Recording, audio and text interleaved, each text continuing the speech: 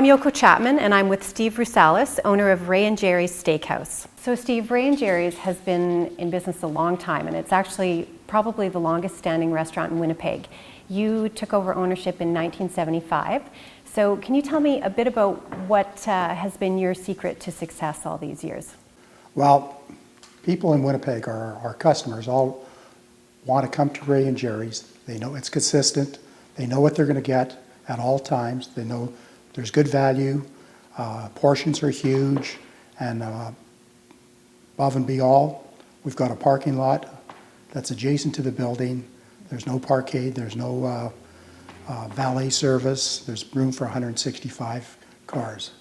What can a customer expect to experience when they come for a meal or a visit to your restaurant? Well, like I said, good portions, consistency, fair pricing. The portions are very big.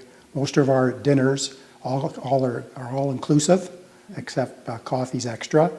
But basically, it's consistent. You know, in the 39 years that I've been there, I've tweaked a few things. I've left mostly everything to be the same. I've added a few items. I've taken off a few items. Most of the items that I've taken off are the items that I've put on in the first place. Mm-hmm. But basically, the menu's the same as it was in 1975. So what are some of the classic items that you serve? Well, believe it or not, we still serve tomato juice. Consomme soup is our second soup every day. We have liver and onions, liver and bacon. We serve, that's basically the different items that probably nobody else serves in the city right now, especially liver and onions. People come in, we do serve a lot of it, because most wives will not cook it at home for their husbands, so the husbands eat it at Ray and Jerry's. Thank you very much for staying so committed to maintaining a piece of Winnipeg history, a great establishment, and we'll definitely all be back very soon, I'm sure. Thank you. So if some of our viewers want to see more information about the restaurant or come to see you, can you tell them a bit about how to find you? Well, we've been at 1405 Portage Avenue since 1957, which is 57 years. It's just before, as you're going west on Portage Avenue, it's just before Polo Park. You can also find us on our webpage at www.rayandjerrys.com, no apostrophe on the S. And you can also phone us. We always answer. We have no answering machines there, so somebody's always there except from midnight to 7 in the morning. That's great. Well, thank you very much for joining me today. Thank you for inviting me. I'm Ayoko Chapman, and I'm with Graham Bargen, co-owner of Thom Bargen Coffee and Tea. So coffee is one of my favorite things. Why don't you tell me a bit about what's unique about your coffee shop that brings your customers to see you? I think more and more people are interested in coffee being treated kind of as food. We have like a fresh food model where traceability is really high. We can tell you where the coffee was farmed, where it was produced, and then in turn we can grind it freshly made per cup to order for the customer. So I think there's this heightened awareness around food culture, and it's kind of filtered into coffee in a really positive way. And that's probably one of the reasons people do come to visit us, is that we always have a coffee from a specific country available, and we're really interested in tasting those nuances of that coffee. What are some of the comments that you hear from your customers after having tried your coffee, and what do you think keeps them coming? Yeah, well, we have a really diverse range of customers. Some of them are coming in to study, to take some time, enjoy the coffee. We have a lot of customers that are passionate about espresso, and they're coming to take 5 minutes out of their day to explore that with us. Others, could care less. They're grabbing their coffee, they're on their way to work, this is their routine.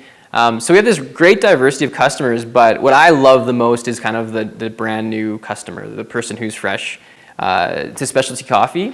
Often skeptical, which I appreciate because I'm a bit of a skeptic myself, but that first experience of tasting specialty coffee and experiencing how different it is and how dynamic it is, and the difference freshness makes, and a good grind, and a really good barista crafting that beverage.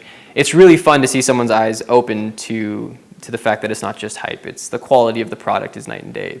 It's really fun for me to see that in someone else, because I experienced that at one point too. Okay, so obviously you love coffee, you love what you're doing. So how did you get started on the path to going from just being a guy that likes coffee to actually having your own coffee shop? Yeah, there's a lot of reasons in my life, timing, the way things work, that kind of led me to this place. But I think I've always been passionate about design, been passionate about community and people. And this was one area where those things kind of all combined into one thing for me. It was a coffee shop. Being in a neighborhood was important to me, where we do actually get to the point where we have pretty strong relationships with a lot of our customers. So it's kind of a special thing. The quality of the product, being able to explore that daily.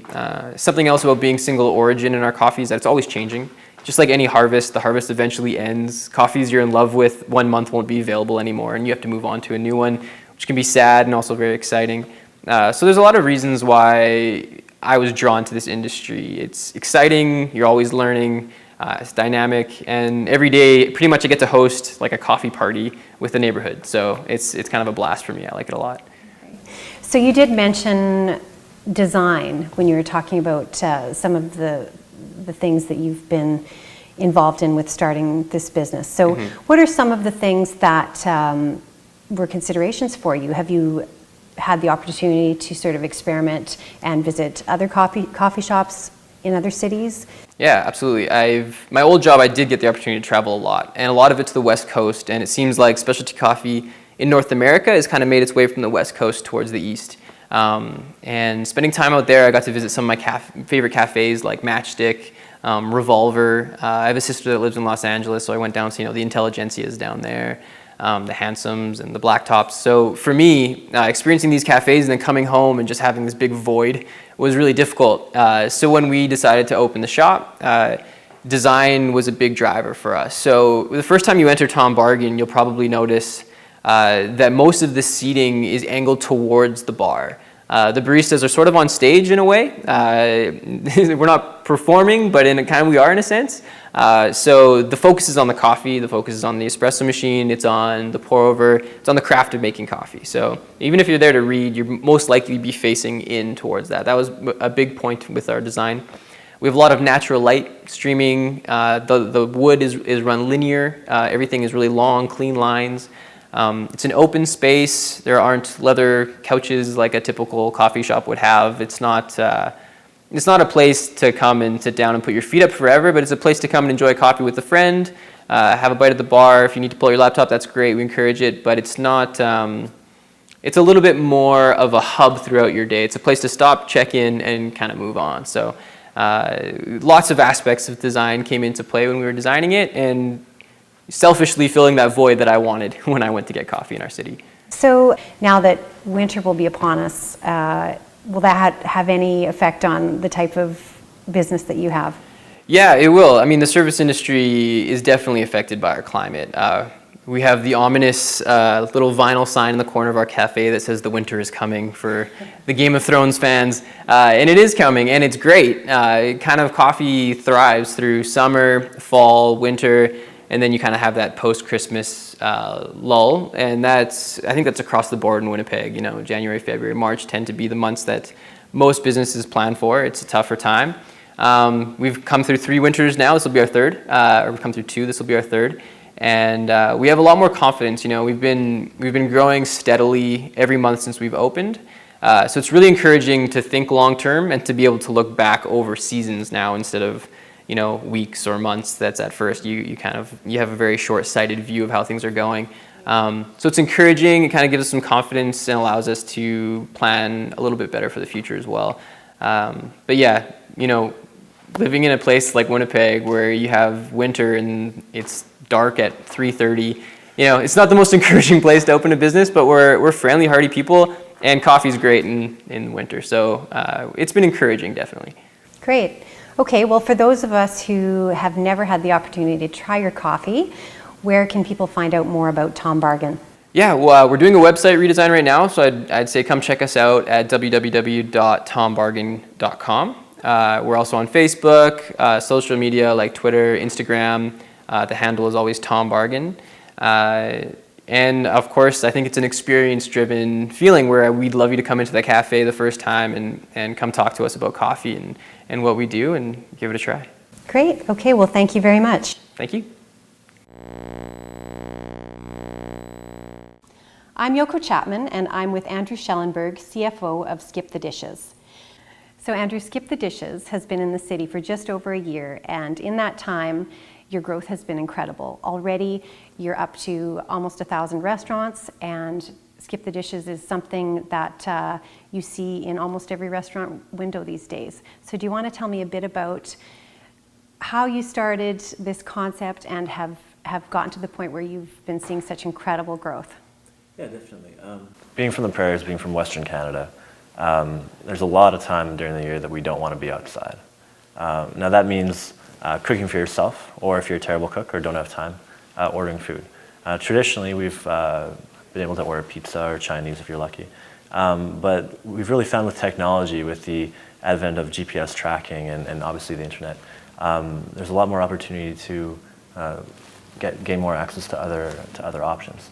So SkipTheDishes is an idea where you get to order food online from your favorite local restaurants that wouldn't be able to order delivery, or wouldn't be able to offer delivery, or restaurants that wouldn't be able to build and maintain a website. So SkipTheDishes was started in late 2012 in Saskatoon, and was brought over to Winnipeg shortly after, probably around early 2013. Winnipeg, for some reason, didn't have a delivery company. So what we found was that we needed to actually set up a delivery company to serve restaurants, to allow takeout to be offered by the local restaurants I was speaking about. When you're having tens of orders coming in every couple minutes in a city, and you've got 20 to 50, 100 couriers in a city, really just dots on a map with demand to place an order, take an order from a restaurant and drop it off at a customer, you really have to have the technology to back it up, because you can't be doing that with traditional cell phones or walkie-talkies anymore. So that's the exciting part for us at SkipTheDishes. We offer a food delivery network for restaurants to be on, to partner with restaurants to offer that for the customers, and partner with local independent contractors and couriers. So what are some of the reasons that SkipTheDishes has grown so quickly? You've had a lot of internal growth, you've been creating a lot of new jobs for Winnipeg people. So what do you feel has been sort of the big kickstart for this program in Winnipeg? Well, I mean, like I said, it's a segment that is begging to be served. Everyone needs to eat. Everyone doesn't have that much time these days. So the demand is certainly there. As far as our growth specifically, we've been grinding very hard. We've been working very, very hard, because we're excited about offering a service that you don't typically get in Western Canada. As far as our growth goes internally with headcount or with employees, we have a very young team that is driven to create jobs and to create something that's really special, and have a company where people love and enjoy going to work today, so that we can delight our customers. So we have gone from a little over 4 or 5 employees to around 40, nearing on 50 coming up right away. Is there anything special that SkipTheDishes has had to do to adapt to our city? Winnipeg's geographically spread out. We have a crazy climate too, plus 40 Celsius in the summertime, minus 40 Celsius in the wintertime. So really what we feel is that if you can make it in Winnipeg, you can make it anywhere. There's a reason that that no one was offering this service in Winnipeg before, and that's because it's challenging. But we get excited about a challenge, and we're excited to go compete with the big boys in Toronto. So why don't you tell me a bit about some of the benefits to a local restaurant when they join SkipTheDishes? I would assume that it would really help them get greater reach. Yeah, certainly. There's many different facets to why a restaurant would want to join up with SkipTheDishes. The first of all is just extra orders, plain and simple. When local restaurants win, or when a restaurant or service wins, we win. We're here to drive more order volume and more business to restaurants. I actually had the dubious honor of doing some deliveries in a blizzard back in, I don't know, it was February. It was terrible. And I did 5 or 6 orders from a local Thai restaurant. It's my favorite Thai restaurant in the city. But you better believe that restaurant was a ghost town. There was no one in there. But on that night, because they were on SkipTheDishes, they paid for their staff. They paid for their rent for that night, for their energy. So at a very basic level, being on Skip just gives you more volume, gives you more orders. It also provides a channel to your customers that you wouldn't have otherwise, to the coveted 18 to 29-year-olds that are using technology. You're listed on a website that has tens of thousands of people coming to it, soon to be hundreds of thousands of people coming to it monthly. Okay. So whether you're a restaurant business wanting to contact you or a family wanting to order dinner for tonight, what would be the best way for them to find out more about Skip the Dishes? The best way is to go to www.skipthedishes.ca. Skip the dishes. You don't want to be doing the dishes, you want to just be ordering food from your favorite local restaurants. Sounds good to me. Okay, well, thank you very much. Thank you.